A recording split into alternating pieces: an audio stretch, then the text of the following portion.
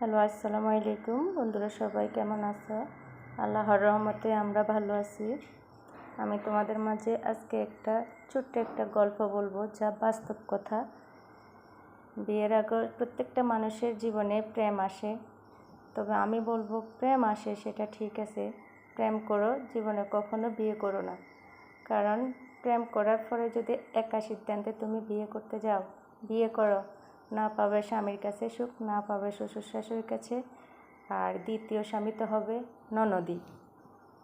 জীবনে কখনো তোমাকে ভালোভাবে ব্যবহার করবে না, এমন ব্যবহার করবে তুমি বাবা মা ভাই বোন কারোর সাথে শেয়ার করতে পারবে না।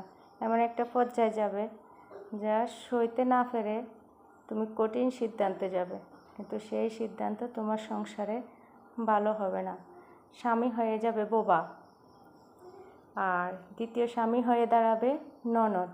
স্বামী ডিভোর্স দেওয়ার আগে ননদের ডিভোর্স দিয়ে দিবে, এটাই হচ্ছে বাস্তব কথা। আর বিয়ের পরে যারা প্রেম ভালোবাসা করো, আমি মনে করি এটা প্রেম ভালোবাসা নয়। একটা স্বামী আসার পর, একটা সন্তান আসার পর কিসের প্রেম ভালোবাসা?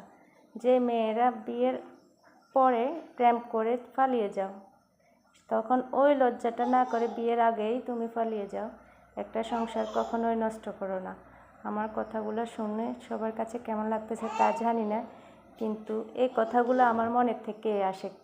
কেন আসে বলতে পারি না, এই প্রশ্নের উত্তর হয়তো আমার জানা আছে, নয়তো আমার জানা নেই। তবু আমার মনের কথা এগুলো। মনে হচ্ছে যেন। সবাই ভালো থাকেন। আল্লাহ হাফেজ।